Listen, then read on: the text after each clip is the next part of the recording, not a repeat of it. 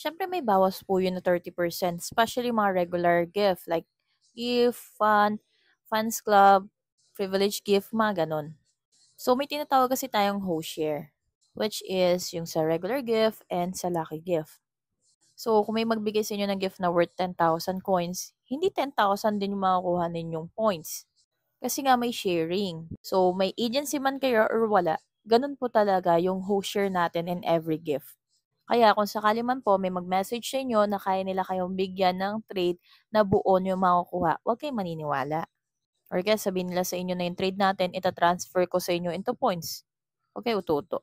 Kaya ikaw, maniniwala ka, ang trade natin is 500k. Nakuha ko lang is 350k. Tapos ibibigay ko sa iyo is 500 points. Diba? Parang timang. And then, pag-usapan natin yung host share. So, kapag regular gifts, for example natin, balloons. Balloons is worth 10,000 coins. Times 70% is equals to 7,000 points. Yun yung makukuha ninyo. So, exchanging of gift po ang trade. Para nang sa ganoon yung coins maging points. So, dapat itong trade na to is ginagawa nyo sa makakilala nyo, ka-agency ninyo, trusted person ninyo. Maraming legit trading panel po dyan, kagaya ni Melee, Founder AJ, Founder Carl, Agent Bads, at kung sino-sino pa na dapat is kilala nyo talaga ha, or talaga mapagkakatiwalaan ninyo. And then, yung lucky gifts naman po, hindi yan pan-trade kasi nga, kapag ikaw po ay isang user na nagsisend ng lucky gift, may chances po kasi na lumaki yung coins na binibigay mo.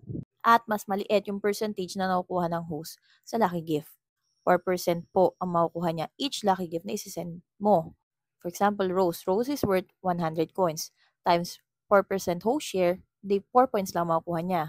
Ano-ano nga ba ang mga hindi pang trade? Lucky gift, blind box gift, tricky blind box, love blind box, at saka yung fireworks vibe. Yung mga bagay na yan ang hindi pang trade. So, bakit ko nga ba nasabi na hindi pang trade ang live blind box or tricky blind box basta may blind box?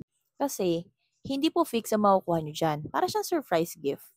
Na kung saan may chances tong user na to na bibigyan ninyo ng worth 2,000 coins na mas maliit ang makuha nila or kaya mas malaki.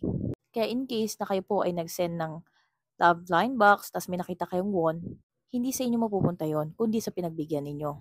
So, bakit nga ba may kaltas or bakit nga ba may bawas po yun? Kasi yun po talaga yung rules.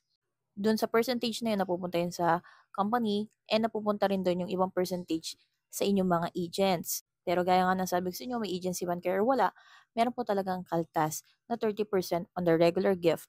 So, I will make another vlog regarding on Tricky Blind Box or Live Blind Box.